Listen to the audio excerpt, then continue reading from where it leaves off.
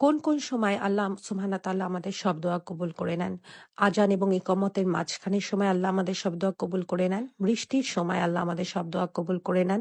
কান্নার চোখে আমরা যখন আল্লাহর কাছে কিছু চাই, আল্লাহ সেই দোয়া আমাদের কবুল করে নেন। তাহাজ্জুদের সময় আল্লাহ পাক শেষ আসমানে চলে আসেন এবং রাতের শেষ তৃতীয়াংশের অংশে আমাদের সব দোয়া কবুল করে নেন। ফরজ নামাজের পরে আল্লাহ আমাদের সব দোয়া কবুল করে নেন এবং আয়াতুল কুরসির গুরুত্ব এরপরে পড়া অনেক। শুক্রবারের দিনে এমন একটি সময় আছে যখন আল্লাহ সব দোয়া কবুল করে নেন এবং বলা হয় যে আসর আর মাগরিবের সময় সেই সময়টি অবস্থিত। এই সময় আমরা অবশ্যই অনেক বেশি দোয়া করব এবং দরুদ পড়ব। কদরের রাতে রমজানের শেষ ১০ রাতে যেকোনো এক রাতে আল্লাহ দোয়া কবুল করে নেন। আরাফাতের ময়দানে আল্লাহ সবচেয়ে বেশি দোয়া কবুল করে নেন, মানুষকে মাফ করে দেন। সিজদায় থাকা অবস্থায় মানুষ সবচেয়ে নিকটবর্তী থাকে আল্লাহর কাছে, তাই এই সময় করা আল্লাহর কাছে সব ইবাদত আল্লাহ কবুল করে নেন। ভ্রমণকারীর দোয়া আল্লাহ কবুল করে নেন এবং ভ্রমণের সময় আমাদের জন্য কসর নামাজ পড়া